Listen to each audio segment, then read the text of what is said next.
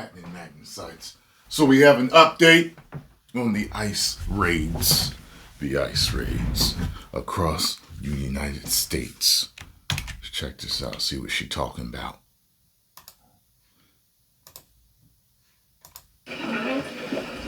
Good afternoon, everybody. Good afternoon. Good to see you all. Thank you. President Trump is in charge, and America is back. This week further demonstrated that the Trump effect is real. Over the weekend, Americans celebrated the return of American-Israeli citizen Keith Siegel and two Israelis who were held captive by Hamas terrorists since October 7th, 2023. President Trump and his administration worked diligently to secure their release and are committed to freeing all remaining hostages. Yesterday, as you all know, President Trump held his first foreign meeting at... I have to find out what's going on with Gaza. A few people asked me to check that out. I still have to. I know he has a plan. I hear saw something saying the United States is going to take over Gaza and rebuild it or something. I have to... At the White House with Israeli Prime Minister Benjamin Netanyahu. And as the president said, the bonds of friendship and affection between the American and Israeli people have endured for generations and are absolutely unbreakable. Okay. The president is committed to eliminating Hamas and securing a lasting peace for the entire region. Peace. No peace. The historic proposal for the United States to take over Gaza, announced by President Trump last night, underscores this commitment. Insanity is doing the same thing over and over again and expecting different results. That's one of the definitions. President Trump is an outside-of-the-box thinker and a visionary leader who solves problems that many others, especially in this city, claim are unsolvable. We've already seen the results from President Trump's bold peace-through-strength diplomacy on the world stage. In response to President Trump's tariffs this week, both Mexico and Canada took immediate steps to alleviate the illegal alien migration and flow of deadly drugs, particularly fentanyl, into our country. Now, some people were telling me that this deal that he has with Canada was already in effect last year through Biden. Help me out on that. The people that have been commenting have been making it sound like it's not a win at all because it's what they were supposed to do in the first place. I don't know when it was supposed to be implemented, but let me know. Mexico's President Claudia Sheinbaum agreed to permanently supply 10,000 Mexican soldiers on the U.S. border who will be specifically designated to stopping fentanyl and criminal aliens from pouring into our country.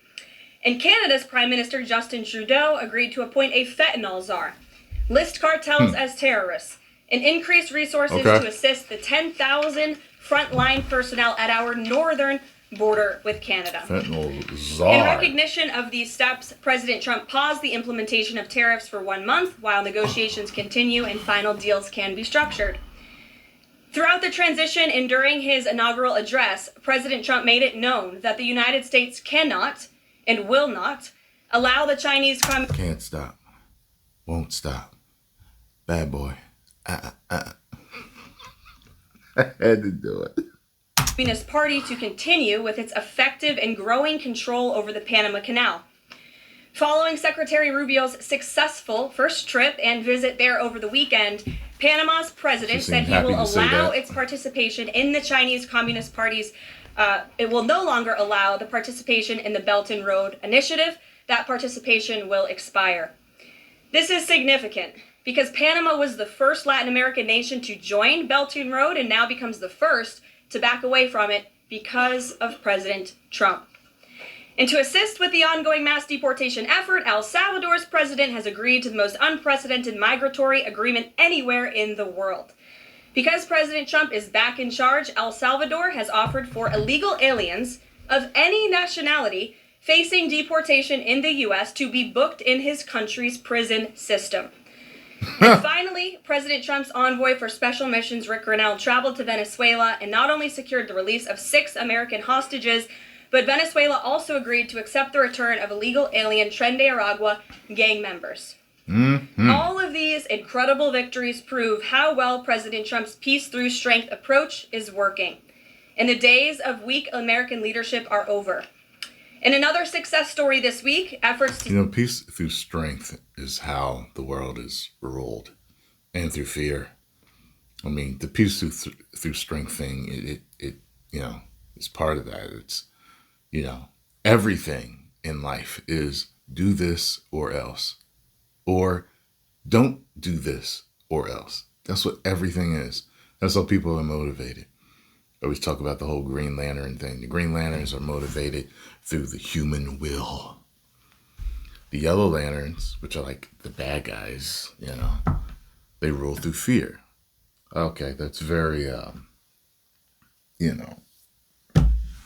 it's a dramatic, poetic, theatrical way of doing things. But in real life, fear rules, okay? No matter what it is that you do, either you're going to be punished through bodily harm of some form or fashion, okay? Losing money, losing your life, someone else or care about will be hurt. Humans are all motivated through fear of loss, of being hurt. You know what I'm saying? So every country does not want to be effed with. They want you to leave them alone so that they can do whatever it is that they want to do. And if you mess with them, there's the or else thing. You know what I'm saying? So the peace through strength thing, I think pretty much all governments rule. Even, if you look at the Bible, it's peace through strength. Like, what's the story of the Bible? If a rebellious son helped mankind make a turn for the worse, and at the end of the story, God's supposed to come back and through strength, take out the devil and all the evil people and handle things and restore peace. It's peace through strength. To seal the border, halt the invasion, and carry out the largest mass deportation campaign continue at lightning speed. Customs and Border Protection has approximately 79 miles of new border wall projects already underway in various stages of construction and planning. The first flights arrived to Guantanamo Bay yesterday afternoon out of El Paso. And who were some of the passengers aboard, you may ask? There were 10 members of the transnational gang Tren de Aragua on this flight. I love to hear Trump as like a deacon in a church co-signing everything, the reverend, the pastor saying, and through God, you will be saved. You will be saved. And when God's going to bring you salvation and peace to the world, peace to the world. I would love to see him do that. And overall, our heroic ICE agents continue to prioritize the removal of violent, criminal, illegal aliens in communities across the country. Mm-hmm. On February 3rd, ICE Dallas arrested a citizen of Nicaragua who has been convicted and sentenced to 15 years in prison. ICE Los Angeles arrested a Mexican citizen who has been convicted of to 364 days. And ICE Atlanta arrested a citizen of Mexico who has been convicted of homicide by vehicle and hit and run and sentenced to 6 months confinement. And ICE New York arrested a Venezuelan national and known TDA gang member who has a prior criminal conviction for assault in the 3rd degree causing physical injury. Americans are safer every single time one of these criminals is arrested and deported from... I know she makes a note to let us know all these violent criminals that they're deporting, which is a good thing. Our country. On another important and ongoing topic, the Senate is working fast to confirm... Oh, by the way, is it true that illegal immigrants pay taxes? This muddies the water, if that is true. Somebody I know posted that in their story the other day, and I was like, oh, that's interesting. Now that's interesting. And it makes me lean more toward the whole thing where it's like, okay, wait a minute. if you are a non-violent migrant, if you are a non-violent illegal migrant, then if you're paying taxes, I'm assuming they'll work out a way to keep them here. That's what I'm thinking. President Trump's exceptional cabinet nominees in the face of relentless media smear campaigns. As of right now, 12 members of the president's cabinet have been confirmed, most recently Pam Bondi, who, as you all know, I was just in the Oval Office for that swearing-in ceremony surrounded by Pam's lovely family, and we look forward to watching her serve as the Attorney General of the United States. According to CNN, President Trump is getting more cabinet picks confirmed so far than the average president in the modern era. Another success story. And we believe it's critical that Republicans in the Senate majority stay tough and keep their foot on the gas to confirm all of the remaining nominees as quickly as possible so we can continue President Trump's important work here at the White House and across our entire federal government. And lastly, throughout his historic campaign, President Trump pledged to restore common sense to our country. And he is continuing to deliver on that with an executive order that he will sign later today. The president will be signing an executive order keeping men out of women's sports to defend the safety of athletes, protect competitive integrity, finally equality again, and uphold the promise of Title IX.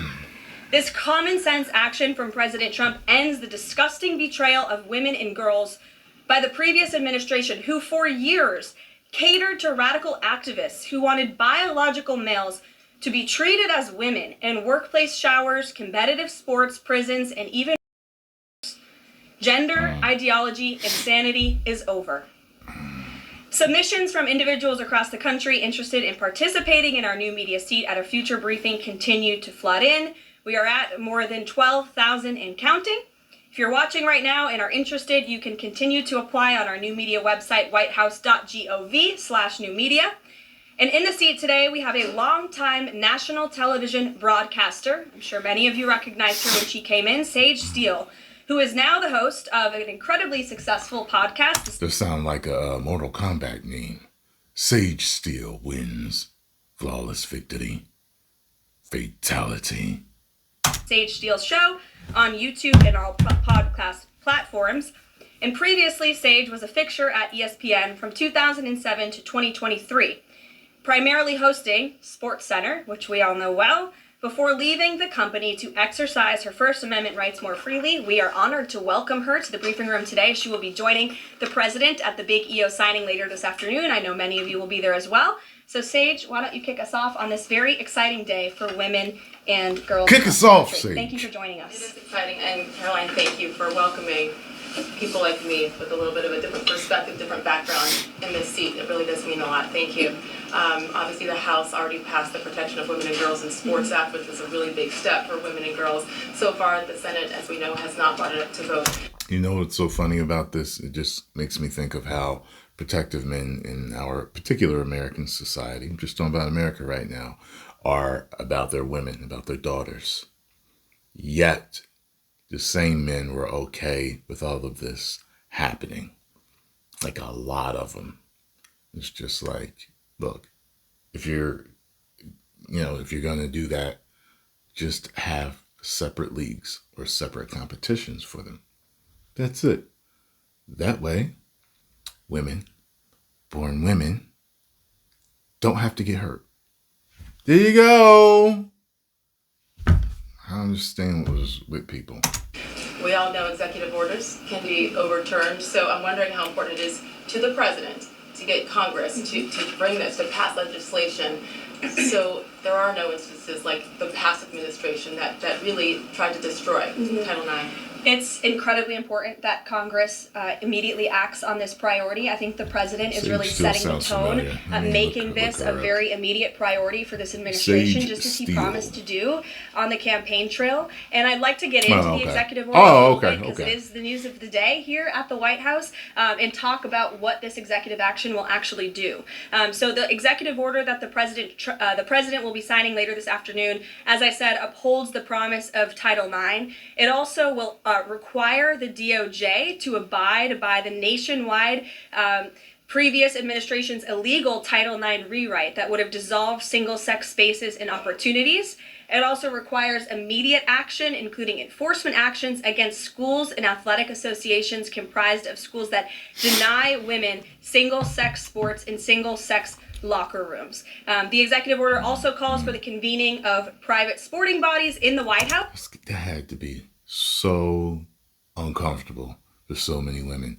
Like I told you guys the other day, like at my gym, I was walking into the locker room, and this girl came out, and I was like, what? And it was like the whole typical stud lesbian with the short haircut, the pudgy, stubby body. You know what I'm talking about. There's a particular type of stereotype of a stud and she was kind of a softer looking stud. And like, she walked past me, and I was like, oh, like it threw me off. Like I'd been hearing about it in the news, and I always hear about it about men, biological men being in women's locker rooms, but I forgot that the other would also be done. So it threw me off.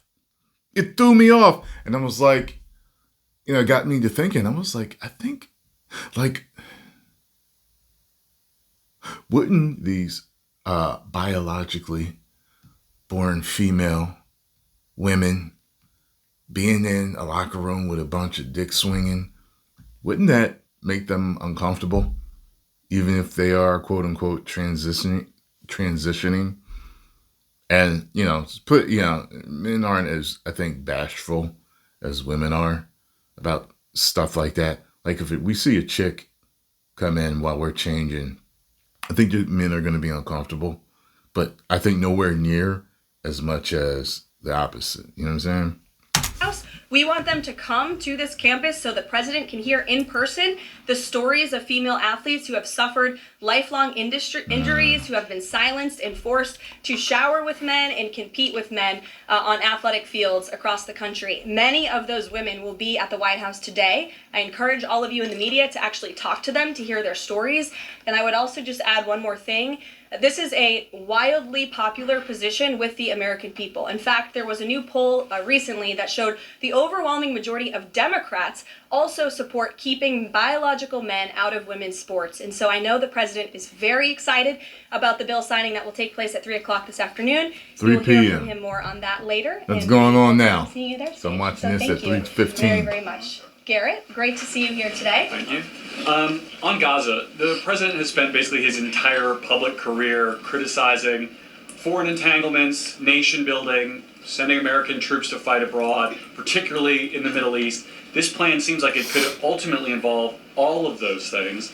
Can you explain this reversal and how building and owning Gaza squares with America First foreign policy? I would reject the premise of your question that this forces the United States to be entangled in conflicts abroad. The president has not committed to putting boots on the ground in Gaza. He has also said that the United States is not going to pay for the rebuilding of Gaza.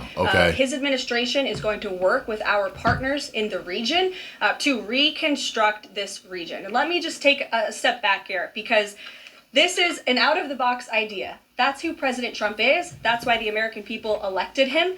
And his goal is lasting peace in the Middle East for all people in the region.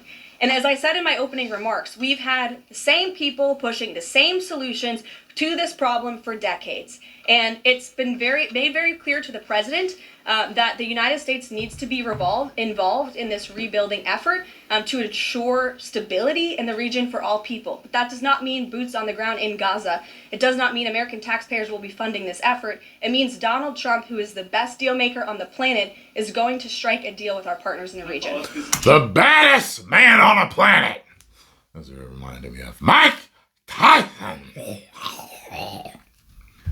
The best deal maker in the world. My friend, Donald Trump. Thank you. Thank you, Vince. He did not rule out American troops in Gaza last night. Are you doing that now? I am saying that the president has not committed to that just yet. Okay. He has not made that commitment. We'll and see. you know that. And on the foreign We'll partners, see. the Jordanians, the Egyptians, the Saudis have already panned this plan. What foreign partners, if any, have expressed any interest in Turn off this Well, the heat. president has said Too he's hot been in here. socialing this idea for quite some time. He's been thinking about this. He said in his remarks last night, this was not a decision or an announcement that he takes lightly. And the president has already spoken to the President Al-Sisi. In fact, that was his first foreign leader call. He's meeting with the King of Jordan, King Abdullah, next week. He spoke with the King of Bahrain. He spoke with the Crown Prince of Saudi Arabia. And he has made it very clear, he's been very vocal, that he expects our partners in the region, particularly Egypt and Jordan, to accept Palestinian refugees temporarily so that we can rebuild their home. I'd like to show you some images of Gaza that were taken. Fox News aired this. I'm sure I can't show they this. Put it in an apocalyptic scene. I got in trouble before for showing pictures of some crumbled buildings. So, just letting you know, whenever there's anything, rioting, aftermath of devastation, missile firing, gunshots, I can't show that, or the channel gets in trouble. In Gaza, this is an uninhabitable place for human beings. Do you really think that families can live their dream in a region that looks like this, with no running water, no electricity? No. And the special envoy to the president, Steve Witkoff, recently traveled to Gaza, as you all know. And he came back with images that he showed the president of the dire situation here.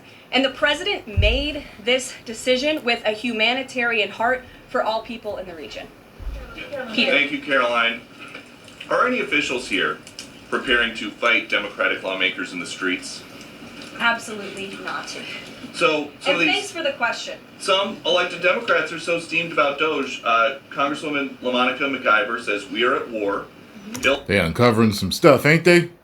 Why are they so mad about that? Tell me why they're so mad. Like, what's their reasoning for it? It's like, we know why they're mad, but what's their reasoning for being mad? Ilhan Omar says we might actually see somebody get killed. And Chris Van Hollen says we have to fight this in the Congress. We have to fight this in the streets. So what now? And may I just point out, if you heard that type of violent, enticing rhetoric from our side of the aisle, from Republican leaders on Capitol Hill, Yep. I think there would be a lot more outrage in this room today. It's unacceptable, the comments that have been made by these Democrat leaders, and frankly, they don't even know what they're talking about. Because President Trump was elected with a mandate from the American people to make this government more efficient. He campaigned across this country with Elon Musk, vowing that Elon was going to head up the Department of Government Efficiency, and the two of them, with a great team around them, were going to look at the receipts of this federal government and ensure it's accountable to American taxpayers. That's all that is happening here. And for Democrat officials to incite violence and encourage Americans to take to the receipts of this federal government and ensure it's accountable to American taxpayers, that's all that is happening here. Okay. And for Democrat officials to incite violence and encourage Americans to take to the streets is incredibly alarming, and they should be held accountable for that rhetoric. It Yeah. sounds like something Yeah. that they're most concerned about. Because it sounds like they're inciting something that could erupt into violence. Is Doge engineers with access to Treasury systems. Can you clarify, do the Doge engineers have read-only access Yes. in these systems? So they are not allowed to write new code? They are not, okay. And then one more thing. NBC is reporting that some of the illegal immigrants that we've seen rounded up and arrested are not being deported. They're being released with ankle or wrist monitoring devices, or they have to check in on the phone. So Were they all filled up? That why? is the administration arresting more people than you have room for? I have seen the reports, and I'm glad you brought it up because we want to address it.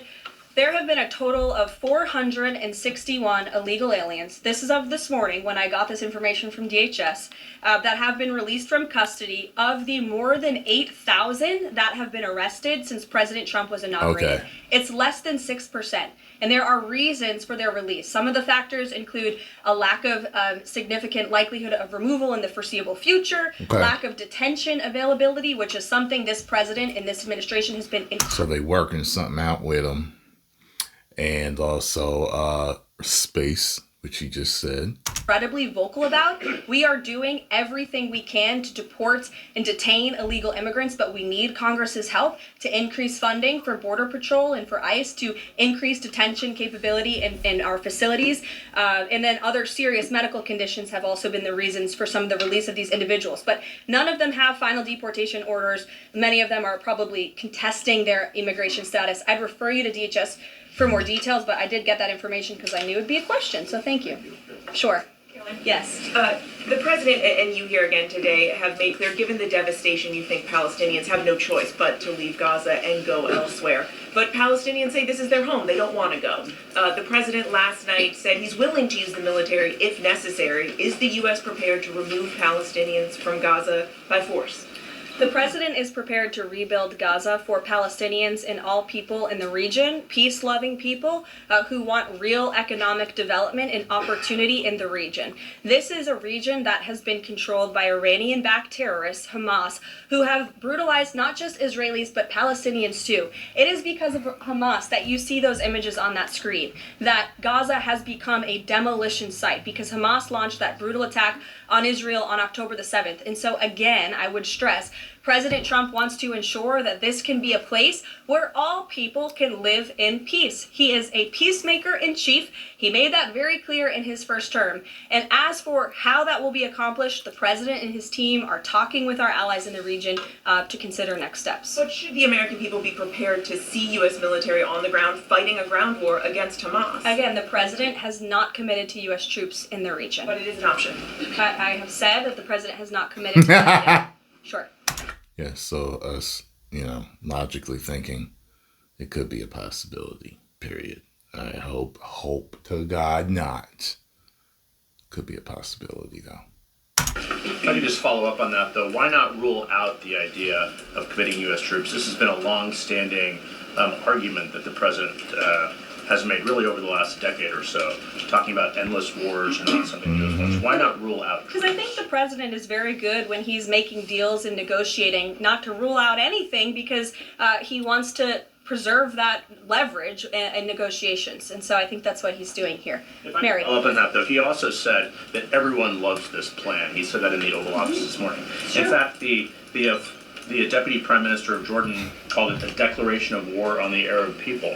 So how does he square the fact that even some Republicans on the Hill are objecting to this or questioning this? How does he square the fact saying everyone loves this plan? Well, King Abdullah of Jordan will be here next week, so I can provide you more context on the conversations he will have directly with the President of the United States after that meeting. And I would just point out that there's been a lot of leaders and officials all around the world who have doubted, I suppose, the deal-making ability of President Trump. You heard the Panama leader saying that he would not agree to some of the concessions that he has now made because of Secretary Rubio's visit. You had the Colombian president saying he wouldn't accept flights of Colombian illegal nationals who have entered into our country illegally, and those flights are underway. So actions speak louder than words. Dasha. Yeah, true. Caroline, you said the president has been working on this idea for a while behind the scenes now. Is there a written plan based on the president's proposal for Gaza? And if so, when was it drafted and who had a hand in that? The plan was written in the president's remarks last night as he revealed it to the world and to the American people, and his team are continuing to be engaged on this effort. I saw the National Security Advisor this morning. He has a very busy day of calls, and they will, again, continue to engage with our partners. That includes Steve Witkoff as well. Mary. Two questions for you on the news of the day. So, how is today's executive order going to impact the 2028 Summer Olympics in Los Angeles? For example, would a man who thinks that he's a transgender woman be allowed to compete as a female on U.S. soil? No. It's a very good question, just and the said, right? president has actually mentioned this, that he does expect the Olympic Committee and the NCAA to no longer allow men to compete in women's That's what I sports. thought. And I think the president, with the signing of his pen, starts a very public pressure campaign on these organizations to do the right thing for women and for girls across the country. Will they abide? That's what we're going to have to wait and see. The world does love controversy, so it could still happen, and people will be in an uproar about it if it does. Again, this is an incredibly popular position. There have been many notable female athletes. By the way, I just want to say something. I don't get too many of these comments, but I've noticed them. It seems like Yeah, every once in a while, someone will say, yeah, what do you think about Trump now? Yeah, did you hear about this? What do you think about Trump now? Listen. For those of you trying to bring me to your side of hating Trump or not liking Trump, this is what you have to understand. We had 4 garbage years with Biden and Harris. If he does some things that I don't like also, I don't care as long as things are better. Do you understand that? I know that I won't totally agree with every single thing that Trump does. I don't care as long as our lives are better. Okay, cool. Hear about what Trump did here? What do you think about him now? I still like him. I got friends, family, and acquaintances that have done things that I don't like. But I still like them. There you go. To have I don't even know the man. Urge to speak out against some very powerful institutions in this country. Like what I see in They deserve to have here. a voice and a say. The president is bringing their voice to the highest level at the White House this afternoon, and he expects these organizations to comply with this federal. Even though you don't know me, we see eye to eye. I understand. That's the reason why you supported me. You're right. Executive order that he'll be signing today. You like my On policies? media I do. coverage of this executive order and the topic in general, what's the White House's view of framing that calls men transgender females or similar rhetoric coming from organizations like the ACLU and GLAAD? Well, it's been very clear. The policy of this administration is that there are only 2 sexes, male and female. Men and women. Pretty simple. Brian Glenn. Yes. USAID has gotten a lot of attention in the last couple of days with some of these bizarre things that we've been, taxpayers have been funding. Now it looks like there are a couple media outlets that have been dragged into this conversation as far as USAID funding as well. Does the president have any comment on that? So upon coming out here to the briefing room, I was made aware of the funding from USAID to media outlets, including Politico, who I know has a seat in this room. And I can confirm that the more than $8 million taxpayer dollars that have gone to essentially subsidizing subscriptions to Politico on the American taxpayers' dime will no longer be happening. The Doge team is working on canceling those payments now. Again, this is a whole of government effort to ensure that... Is this true? If not, I'll do a video. I mean, if it is, I'll do a video on it. But did the Rings of Power get their season 3 canceled because they were actually funding that? USAID or whatever was actually funding that. Because they wanted DEI garbage. that we are going line by line when it comes to the federal government's books. And this president and his team are making decisions across the board on, do these receipts serve the interests of the American people? Is this a good use of the American taxpayers' money? If it is not, that funding will no longer be sent abroad, and American taxpayers will see significant savings because of that effort. Thank you. I'd like to give some love to the back row. I've heard that unfortunately they haven't been called on in years past. So Reagan, why don't you go ahead? Thanks, Caroline. The WHC announced that comedian Amber Ruffin, who has called the president a toddler with his pants pulled down, will be the entertainment for this year's Correspondents' Dinner. Does the White House have a reaction to this choice, and will the president be attending the dinner this year? Certainly an interesting choice. I have the president's invitation on my desk. I have the invitation for myself on my desk as well. Haven't talked to the president about it. When he makes his decision, I will let you all know. But definitely an interesting choice of the comedian. I'll talk to the boss about it and see what we decide.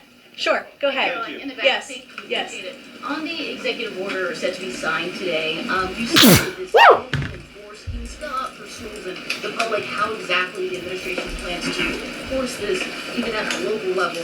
And on top of that, there are human rights groups who say that this could expose kids to discrimination. What is your response to that? I think kids have already been exposed to discrimination, especially young women and girls who have been forced to shower in locker rooms with biological men, who have been forced to compete on playing fields with biological men, which is incredibly unfair and unsafe, and again, an incredibly unpopular policy with She's got a point there. the American people. As for the actions that this executive order takes, I already laid those out at the beginning of the briefing. I'm happy to give you a copy of this fact sheet so you can let your audiences across the country know. Message to schools who don't comply with this. They should, because it's going to be federal law in about an hour and a half.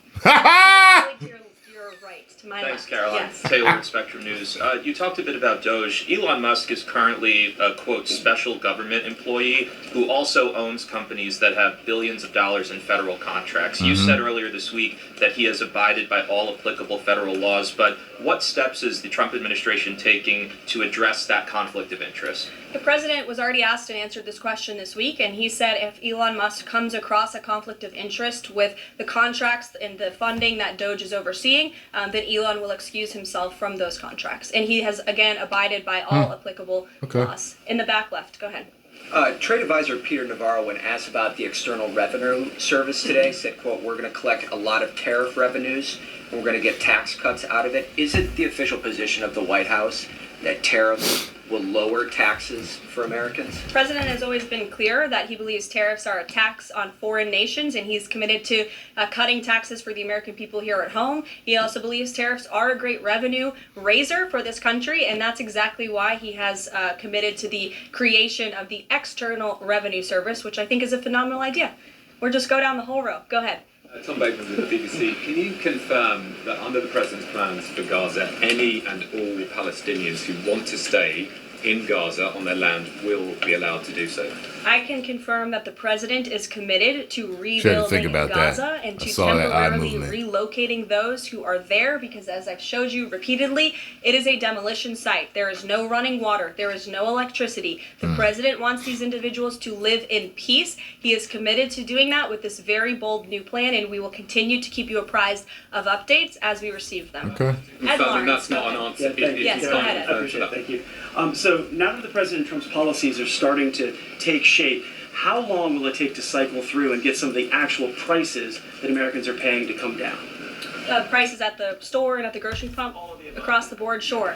Well, the president is doing everything he can, obviously, to reduce the cost of living crisis in this country as quickly as possible. That's why he signed a litany of executive orders across the board. In the first couple of weeks here, he declared a national energy emergency.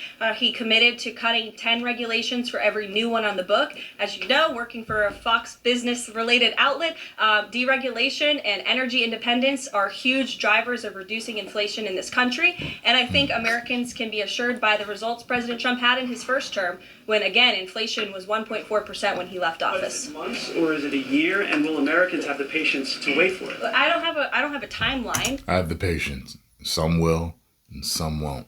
It's going to depend on their mentality, their temperament, and their financial situation.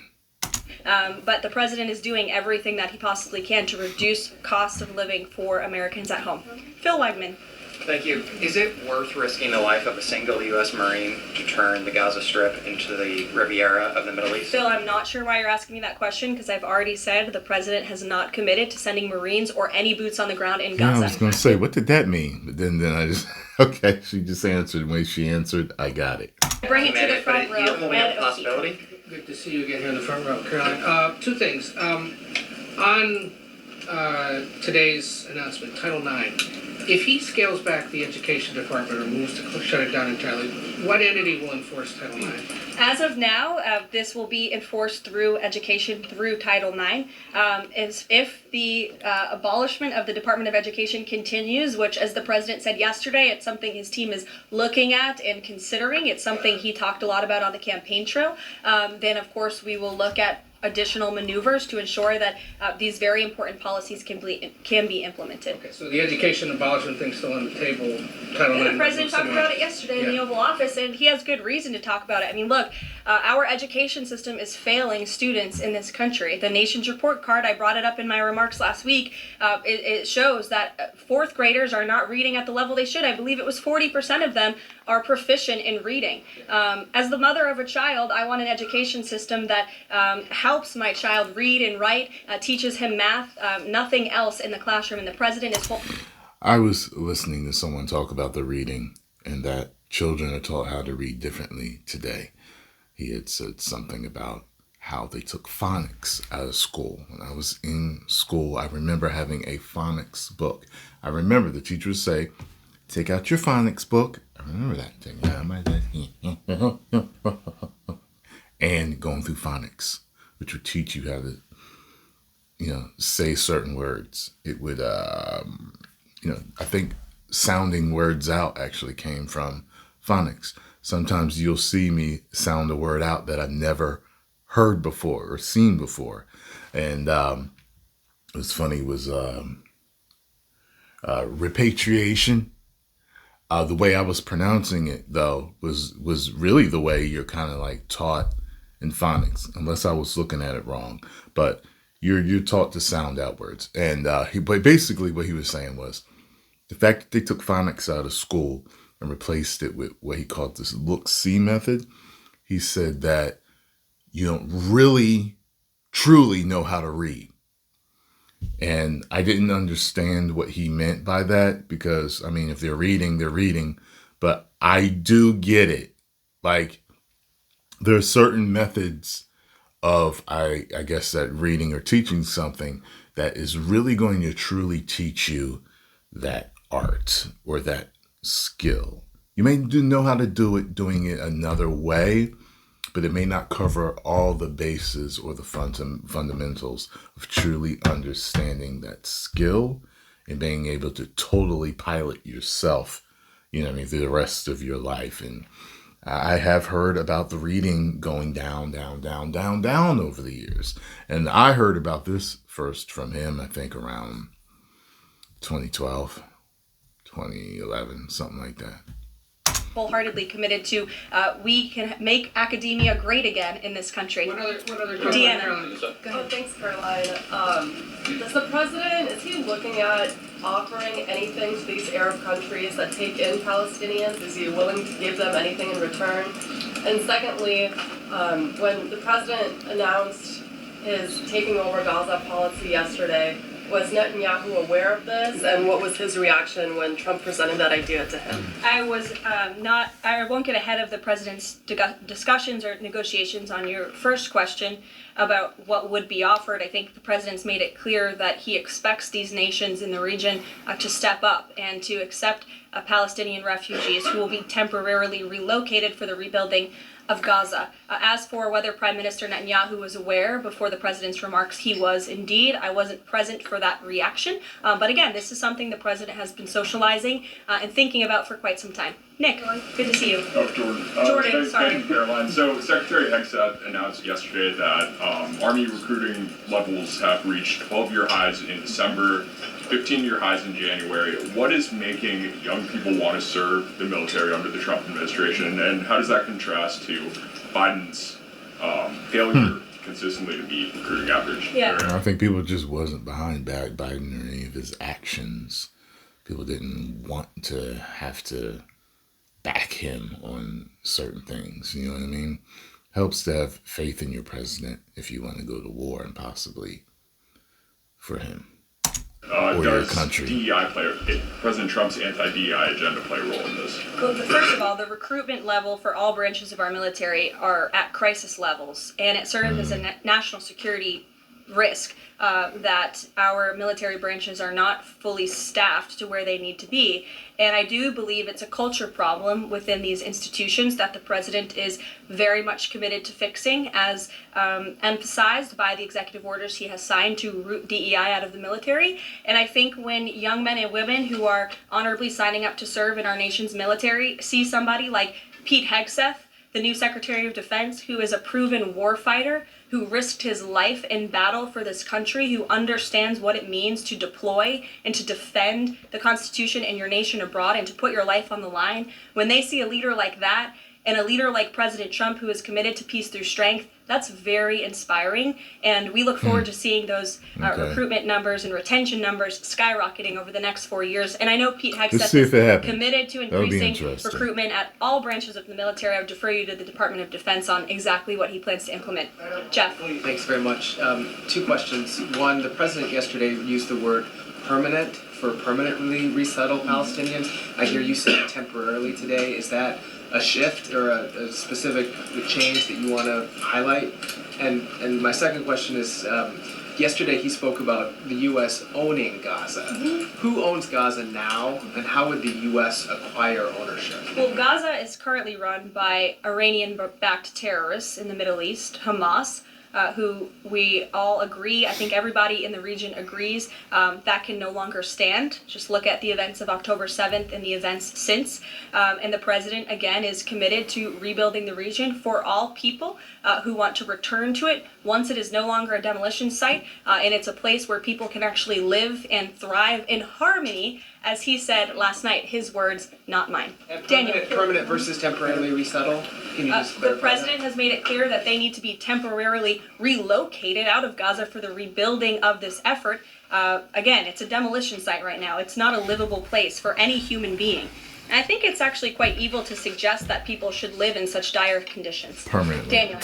The daily guidance says that the president will be meeting with a pair of governors today, Governor Abbott of Texas and Governor Newsom of California. It comes after the president took executive action to turn the water back on in California. Billions of gallons are flowing out. What can you tell us about the 2 meetings and the importance of President Trump's actions to help people in California? Sure. Those meetings will be taking place shortly, so I will get out of here to get to those meetings.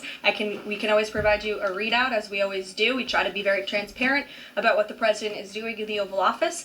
Perhaps he'll even call you in to join him. We never know around here, as you all know.